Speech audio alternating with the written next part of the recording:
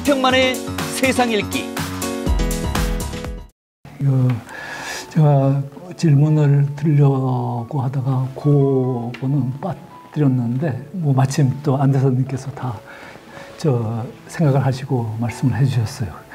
이제 5G라든가 6G, 그다음에 반도체, 그리고 아주 중요한 전략물자 히토류죠. 사실 히토류, 그다음에 바이오 문제에 있어서 협력.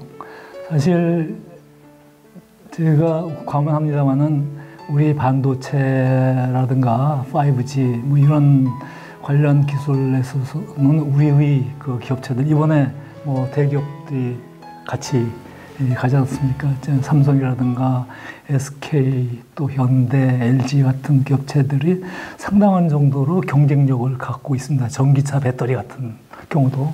그래서 우리가 이른바 설계 기술은 아직 부족한데 생산 기술은 굉장히 세계 탑 클래스에 와 있기 때문에 그런 점에서 미국도 한국과 앞으로 협력을 해야 할 필요성이 있고 우리도 그 정도도 이제 좀 역할을 해야 할 때가 왔다라고 생각을 하고 지금 이제 박인희 교수님께는 한미동맹이라는 그런 여러 가지 이제 우리가 전통적으로 자꾸 한미 안보동맹만 생각을 했었는데 반도체 플러스 이 21세기 과학기술혁명, 4차 산업혁명에 걸맞는 기술 수준은 우리도 어느 정도 이제 도달된 상태이고, 우리보다 앞서 있는 미국이라든가 일본 이런 나라들과 이제 협력을 하면은 정말 개방되고 민주적이고 또 투명하고 하는 이런 국제 질서를 유지하는 데 도움을 줄 수 있다라는 차원인데, 이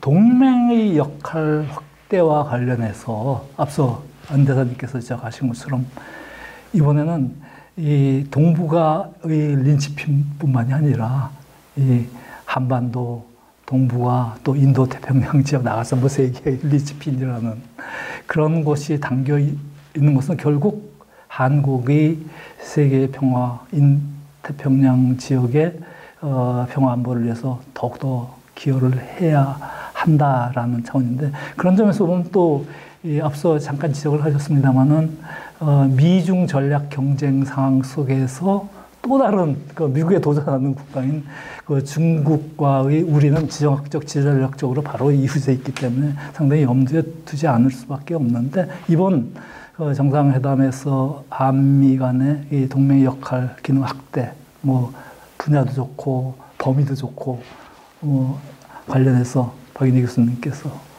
어떤 생각을 하시죠?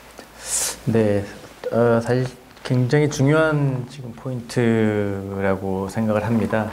한 두 가지 정도, 그러니까 한미 동맹을, 이 동맹 관계라고 하는 것은 불가피하게 군사적인 측면이 있긴 합니다. 특히 한국 전쟁, 50년 한국 6.25를 계기로 해서 지금의 한미 동맹은 생겨났고, 한미 동맹의 출발이 군사적 상호 안보를 약속해주는, 확약해주는 것이 출발점이었다는 것은 부정할 수 없는 사실이죠. 근데 이제 이게 뭐 동맹이라고 하는 것이 한반도가 특수한 상황이긴 합니다만은 시간이 지나고 또 냉전이 끝나고 이러면서 동맹의 의미와 영역이 우리 안 대사님 말씀처럼 점점점 확장되어 온 것은 사실입니다.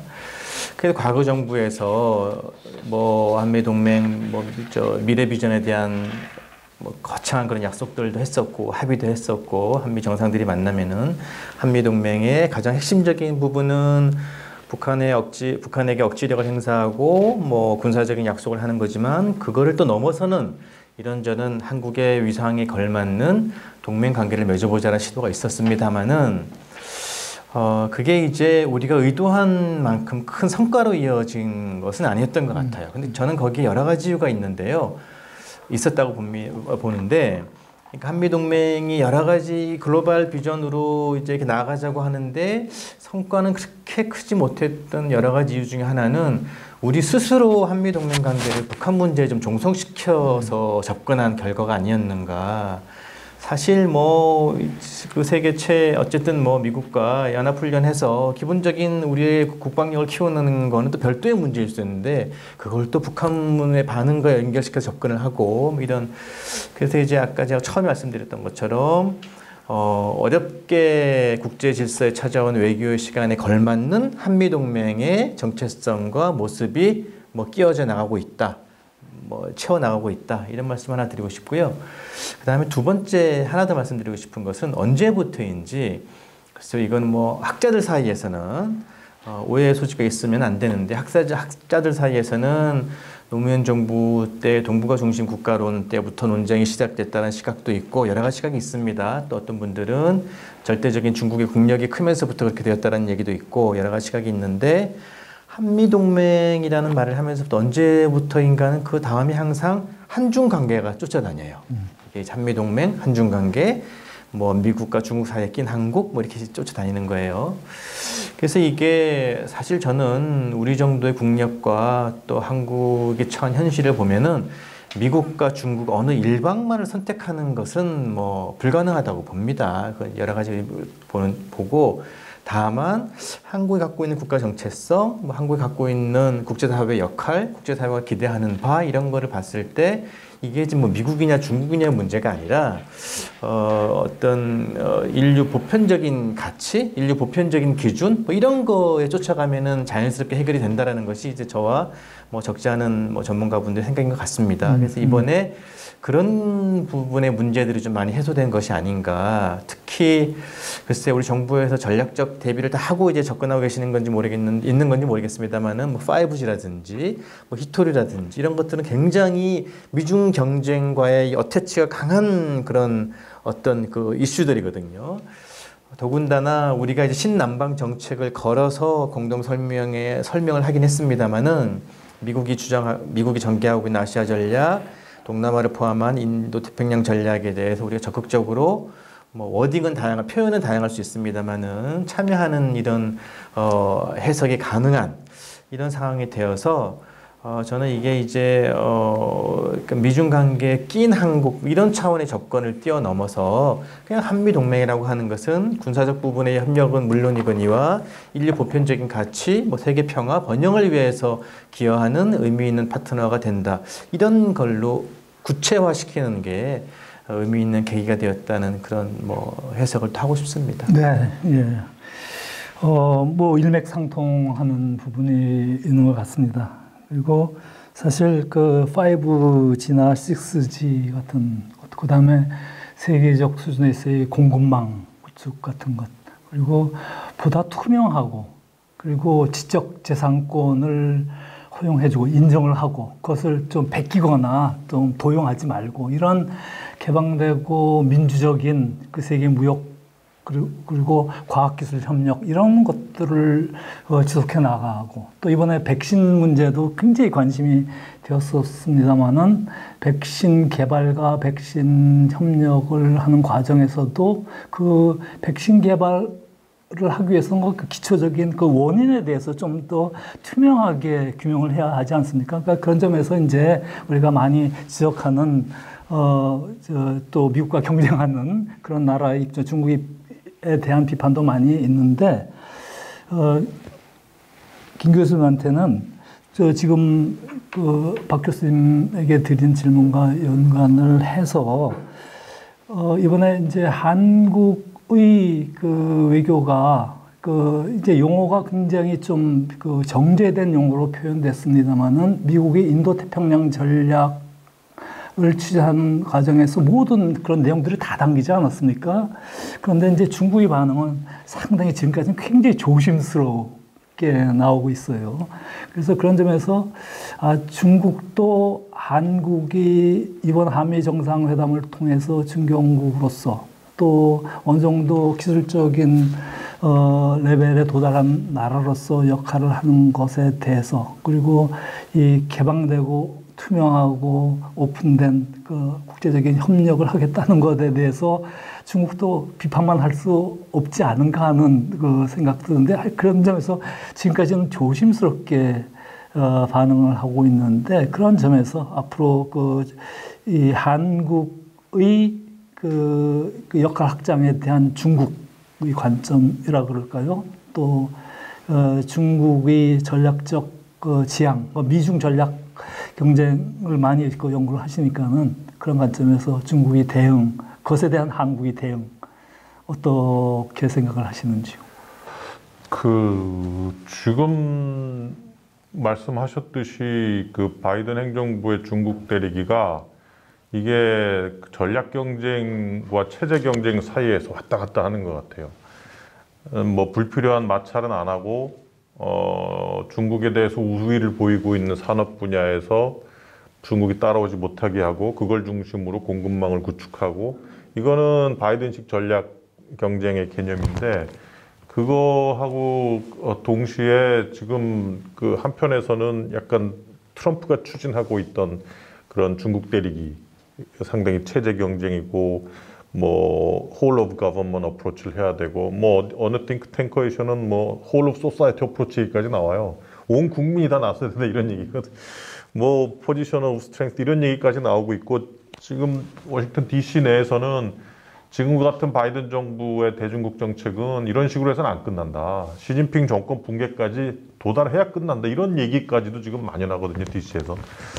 그래서 이 정도로 강경하게 나오고 있는데, 그럼 저 중국은 어떠냐? 지금 시진핑의 중국의 올해는 상당히 올해가 아마 그 공산당 100주년 기념 10월이 그리고 그 내년에 베이징 올림픽 있고 또 내년도 몇 월인지 기억이 안 나는데 20차 당대회인가 있어요. 거기서 이제 시진핑 임기 연장이 논의가 되는 거예요. 그 시진핑은 올해와 내년은 자기의 목줄이 걸린 중요한 해란 말이에요. 더 이상 물러설 수가 없는 해예요. 약한 모습을 보일 수가 없는 해란 말이에요, 미국이. 그래서 저는 올해와 내년에 중국의 어떤 대외 정책, 미국에 대한 대외 정책, 그리고 또 한국에 대한 대외 정책까지도 상당히 그 시진핑의 어떤 도메스틱 폴리틱스와 연계돼서 이게 형성이 될 수밖에 없다고 보는데 저는 그런 의미에서 그 한국에 대한 중국의 입장이 글쎄요 예측하기 상당히 힘든 것 같아요.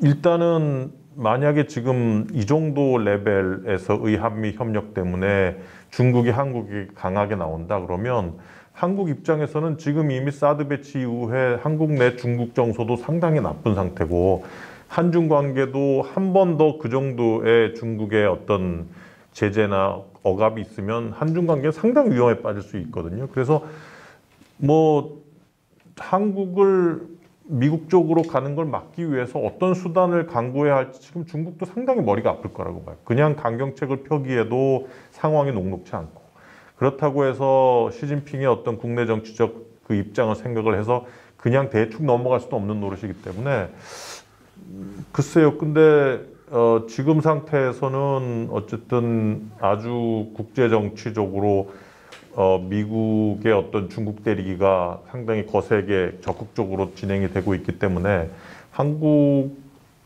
어떤 이번 한미 정상회담에서의 그 중국 견제를 위한 한미 간의 어떤 그 협력 강화는 아주 시의적절하게 잘 이루어졌다고 봅니다.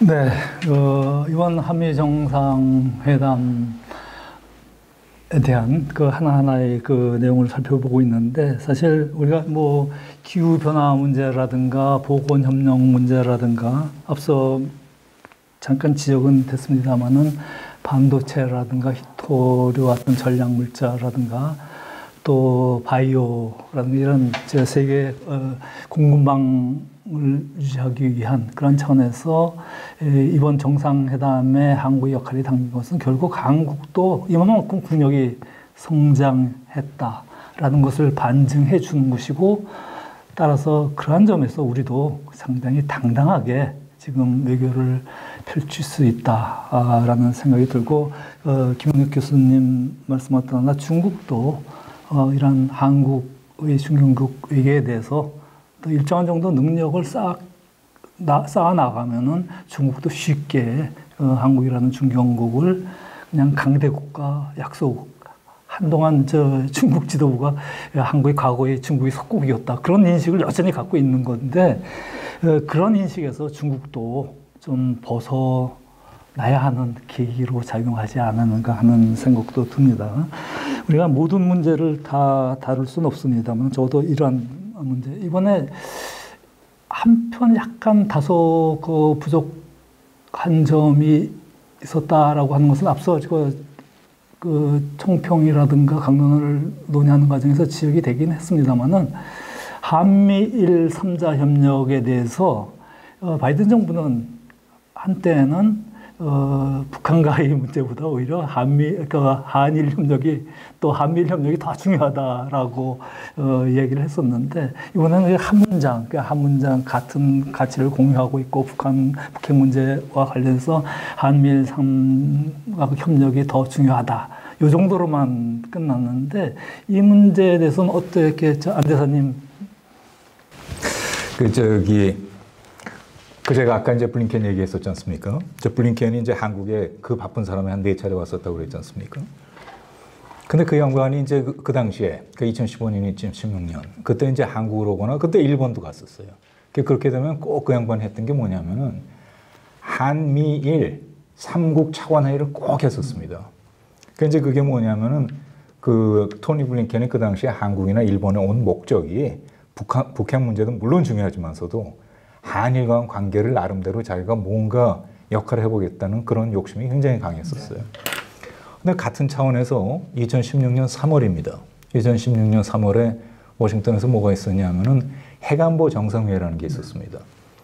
근데 이제 그런 해관보 정상회의 같은 걸 하게 되면은 온 정상들하고 이제 별도 미팅을 하죠.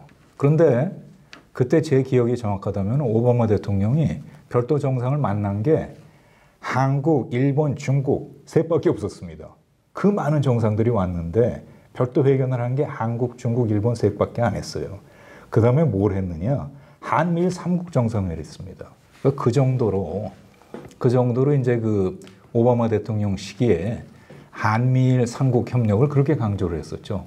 그런데 제가 왜 이 말씀을 장하게 드리냐면은 거기에 오바마 부통령, 바이든 부통령이 오셨어요. 이건 굉장히 이례적입니다.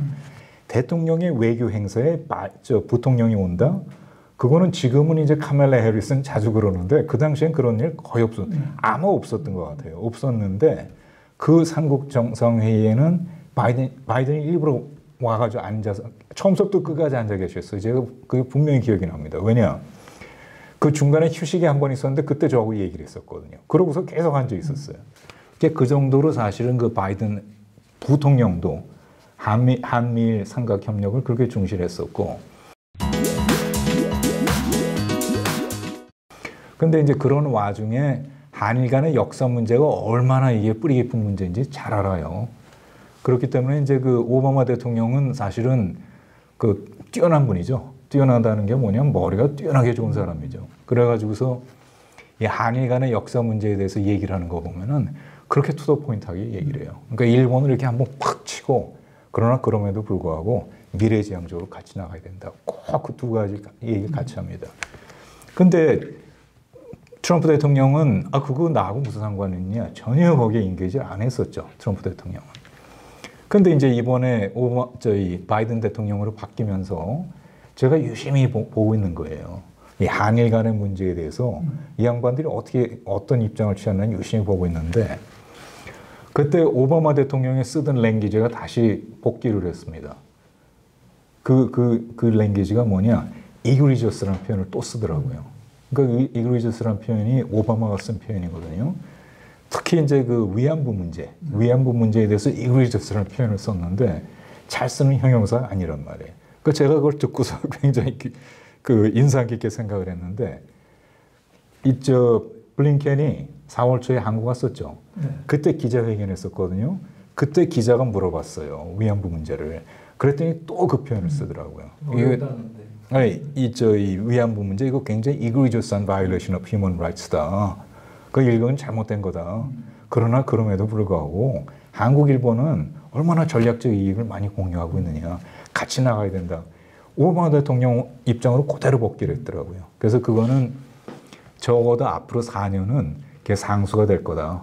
그러니까 말하자면 한미일 관계에 대한 미국의 관심, 그건 상수가 될 거기 때문에 지금 위원장님 말씀하신 대로 공동성명에 한 줄 들어있을지 모르지만은 그게 상수라는 건 우리가 알고 거기에 맞춰서 좀 대응을 하는 게 필요할 거다라는 생각이 듭니다. 네. 지금 말씀해 주시는 과정에서 우리는 이제 핵 문제와 연관된다면 주로 북한 비핵화, 또 그래서 한반도 비핵화 얘기를 하는데 사실 비확산 차원에서 그것을 거론하면서도 이번에 다시 한번 또 이 원자력 안전, 핵 안보 뭐 해가지고 오바마 대통령 시절에 첫 그 세계 정상회의를 하고 한국도 개최하지 않았습니까? 그때 그 문제도 이번에 정상회담 공동성명에 담기고 또 그와 연관해서 한국과 미국이 원자력 해외 진출, 공동 진출에 대해서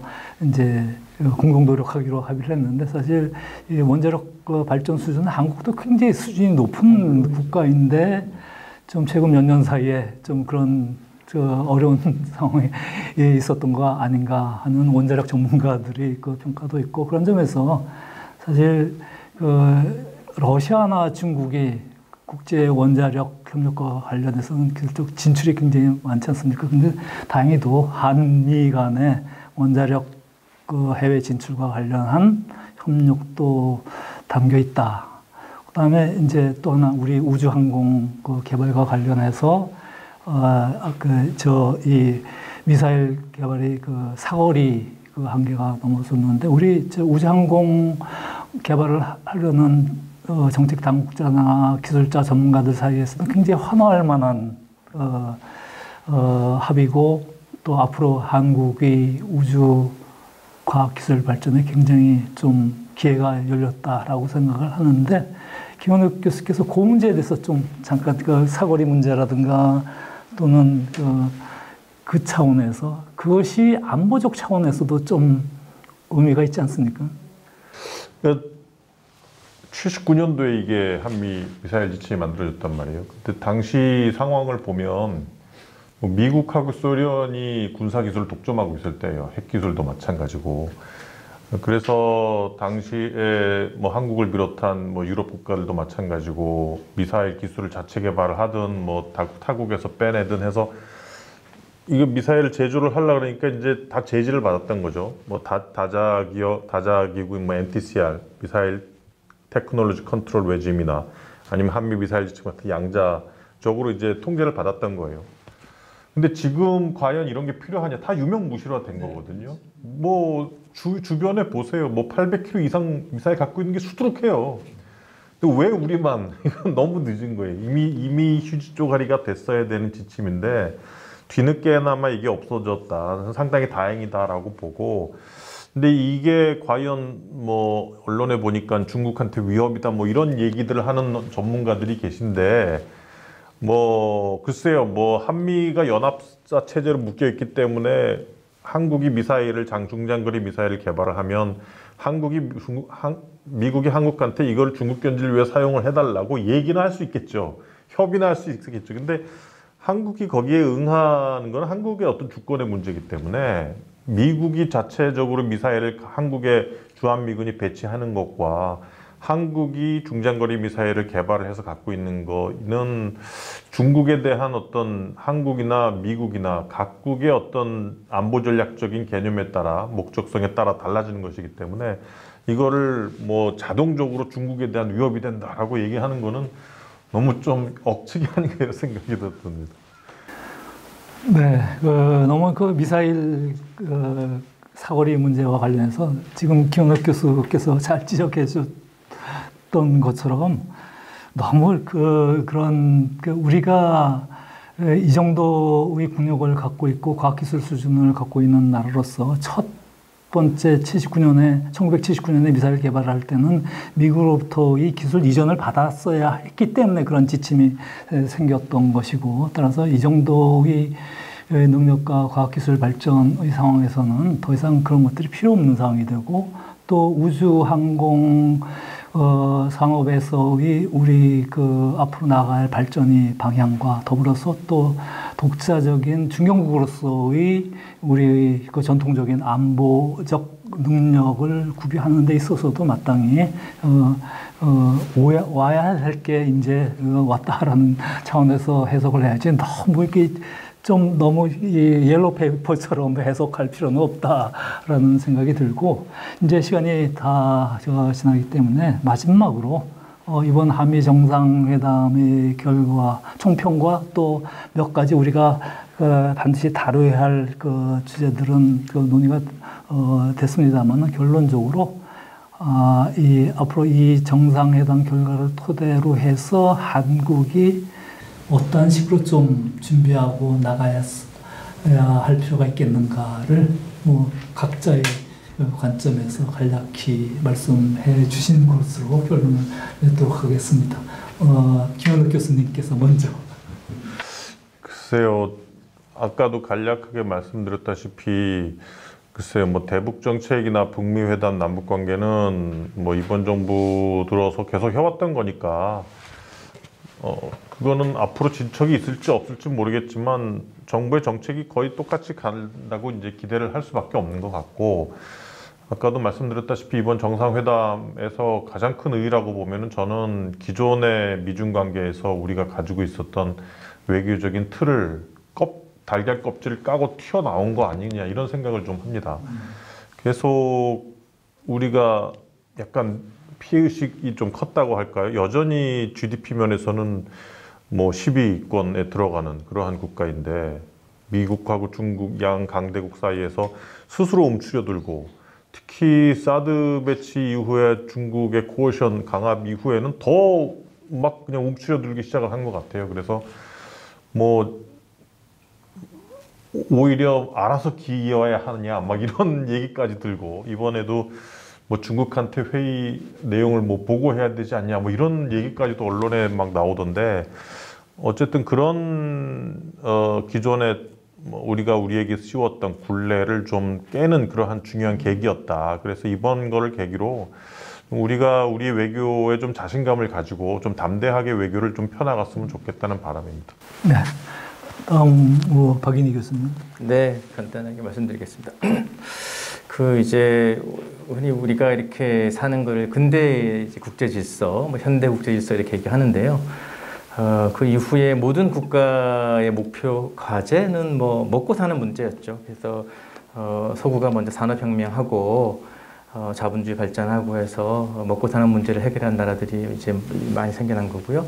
그 다음에 경제 산업화에 성공한 나라의 꿈은 뭐 정치적 발전이었습니다. 그래서 산업화 성공하고, 그다음 민주화하고, 뭐 시민권을 획득하고 이런 게 이제 서구를 포함한 여러 나라들이 겪어온 경로고, 한국도 마찬가지입니다. 뭐 어려운 환경에 산업화하고 민주화했고, 산업화 민주화를 목표로 달성했던 나라들이 대부분 다음 목표로 설정하는 게 이렇게 보면은 뭐 유럽이건 미국이건 외교를 잘하는 나라, 국제사회에서 아주 굳건한 위상을 차지하는 나라, 이게 이제 뭐 다음 목표인데, 산업화와 민주화를 달성한 한국이 그 다음 과제인 외교 잘하는 국제사회 리더가 되는 나라를 하기 위해 노력을 많이 했는데, 뭐 예전부터 세계화한다, 뭐 글로벌 코리아 많은 노력을 했는데 크게 이제 우리가 만족할 만한 성과는 아니었던 것 같습니다. 북한 문제도 있고 해서. 그래서 저는 이번 한미 정상회담 그 공동 선언문을 보면서 한미 동맹이라는 의미 있는 외교 자산을 활용해서 이제야말로 국제사회의 여러 중요한 어젠다들을 우리가 한번 이렇게 적극적으로 추진할 수 있는 큰 판이 깔린 게 아닌가라는 생각을 하게 되어서 그와 관련된 구체적인 노력이 앞으로 이어지길 바라고요. 그다음에 또 하나는 외교와 이제 대북 정책이 이게 막 엇갈리고 대북 정책 안에 모든 외교 이슈가 종속되고 이런 상황이 조금 정상화될 수 있을 것 같아요. 그래서 앞으로는 한국이 추구하는 큰 이제 외교 전략 안에 거기에 잘 연동된, 자연스럽게 연동된 대북 정책이 펼쳐지기를 뭐 바라는 그런 마음입니다. 그리고 하나만 더 덧붙이면은 이 판문점 선언과 싱가포르가 미국 정부 혹은 한미 동맹이 크게 합의를 했다고 해서 또 남은 뭐 문재인 대통령 임기 동안에 대북 정책이 또 뭐 어떤 뭐 너무 이렇게 선을 넘는다든지 의도하지 않은 그런 과감한 어떤 평화의 이름으로 어떤 정책을 구사한다든지 그런 일에는 한미가 협력하고 좀 신중했으면 좋겠다는 말씀을 드리고 싶습니다. 네, 고맙습니다. 마지막으로 안혜영 대사님. 그게 이제 이번에 한미 정상회담이 우리 시간으로 보자면은 토요일 새벽이었었지 않습니까? 네. 그게 이제 그 이후로부터 제가 이제 우리 한국 언론의 보도 내용을 쭉 보는데 보면 두 가지 이슈가 제일 많은 관심을 끌었던 것 같아요. 근데 그게 뭐냐면은 지금 우리가 얘기했던 판문점 선언, 싱가포르 선언. 그다음에 두 번째는 백신. 그 두 가지가 제일 그 관심을 많이 끌었던 것 같은데 저희가 이제 이 좌담회를 시작하면서 이제 제일 처음에 총평들을 좀 해봐라 그랬단 말이에요. 근데 저도 그랬지만서도 두 분께서 다 공히 말하자면 그 인도 태평양 전략, 그 말하자면 우리의 외교의 지평을 넓히는 그것, 그게 굉장히 인상 깊었다는 그 말씀을 다 하셨잖아요. 역시 그게 저는 굉장히 재밌다고 생각을 합니다. 그래서 우리 언론에서는 사실 그 부분을 거의 주목을 안 하더라고요.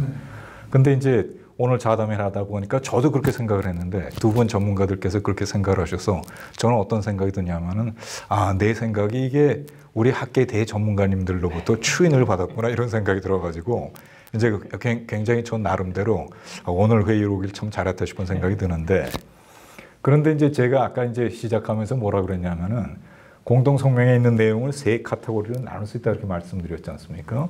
양쪽이 다 하고 싶은 거, 그건 제가 볼 때 이행 잘 될 겁니다. 그건 저희 우려를 할 필요가 없습니다. 근데 두 번째 우리가 희망해서 들어간 거 있지 않습니까? 박인희 교수님께서 제가 보니까 두 번에 걸쳐서 굉장히 그걸 이제 둘러가지고 얘기를 하시던데 이거 우리가 엄청난 맨데이트를 받았으니까 이거 좀 밀어붙이자. 이런 움직임이 있으면은 이거 제가 볼 때 또 몇 보 뒤로 퇴보하는 겁니다. 아주 냉철한 현실 인식을 가지고 해야지 그런 식으로 그거를 밀어붙일 일은 아니거든요. 그거고 세 번째 이제 결국은 이 인도 태평양 전략에 관한 그 파트 말씀드리자면은 사실은 이제 박 교수님께서는 그 말씀을 하셨잖아요. 우리가 세계화도 해보고 국제화도 해봤는데 큰 소득이 없었다 그랬잖아요. 제가 워싱턴에서 느낀 대한민국은 국제화에 있어서 굉장히 뭔가 하려는 의욕이 충만한 나라라는 인식을 가지고 있는 걸 느꼈습니다. 이제 비근한 예를 들자면은 이번에 그 공동성명에 보면은 GHSA라는 얘기 나오죠. 글로벌 헬스 시큐리티 에이전더라는 거 나오죠. 아까 이제 위원장님께서 그 말씀하셨잖아요. 해관보 정상회의 2010년에 워싱턴에서 하고 2년 후에 2차 정상회의를 서울에서 했습니다. 글로벌 헬스 시큐리티 그대로입니다. 그거 2014년에 워싱턴에서 정상회의를 하고 2차 회의를 한국에서 했었습니다. 그거 뒤에 그 비하인드 스토리가 있습니다. 그거 오늘 시간이 없기 때문에 제가 그 말씀을 안 드릴 텐데 그게 왜 가능했느냐. 워싱턴에서 그때 한국을 보는 시각은 한국은 국제화의 우등생이에요. 그러니까 우리가 이 얘기를 하면 한국은 기꺼이 받아들일 거다라고 생각을 하는 겁니다. 그런데 그게 요즘에 좀 안 된 얘기인데 한국 그러면은 이게 좀 인워드 루킹하고 리워드 루킹한 나라라는 인식이 없지 않아 있었어요. 그래서 그 세 번째 카테고리 있지 않습니까? 미국이 넣었다는 거, 미국이 보다 관심이 있었다는 거, 그건 미국이 보다 관심 있다고 생각할 필요 없습니다. 우리 대한민국의 21세기 발전을 위해서 우리가 꼭 해야 될 일이거든요. 이걸 제대로 좀 이행을 했으면 좋겠다 싶은 생각이 듭니다. 네. 제가 한 번 더 포럼 위원장으로서 오늘 또 좌담회 사회를 보기 때문에 제 의견을 반복적으로 또 투입하지는 않겠습니다만 앞서 세 분이 모두에서나 또는 그 하나하나 이슈에 대해서 말씀하시는 과정 그리고 마지막 결론적으로 하시는 말씀에 제가 전적으로 공감을 하는 분야이고 또 사실 우리가 한미 전략 동맹을 포괄적 동맹으로 만들자라고 여러 해 전부터 한미 정상회담을 비롯해서 각급 수준의 회담을 하면 늘 그렇게 얘기를 했는데 지금까지 이번에 정상회담에 여러 내용이 담겼습니다만 그런 것으로 발전해 나가기 위해서는 굉장히 많은 과제를 또 해 나가야 되고 앞서 안 대사님께서 구체적인 사안에 대해서 우리가 해야 할 그것은 바로 중견국이 한국이 너무 북한 문제 이게 중요한 이슈이긴 합니다만은 거기에 몰두되다가는 다른 문제들도 거기에 종속돼 버릴 수밖에 없고 그동안 그런 경향이 너무나 강했다. 그런 우려가 있었는데 차제 미국의 새로운 리더십을 추구하는 바이든 행정부가 출범을 했고 그 바이든 정부가 추구하는 여러 가지 정말 개방되고 민주적 가치에 기반한 그러한 전략이 우리나라의 헌법, 자유, 민주주의, 인권 이런 것과도 일맥상통한다. 그런 점에서 우리도 그러한 헌법적 가치에 토대한 국가 이익을 생각을 하고 외교를 펼쳐나간다면 얼마든지 지전략적, 지정학적 한계를 극복해 나가고 우리의 주도로 풀어나갈 수도 있겠다 하는 생각을 오늘 여러분들과 하는 토론 과정, 간담회 과정을 통해서 느꼈습니다. 그걸로 저희 결론과 인사 말씀을 대신합니다. 여러분 고맙습니다.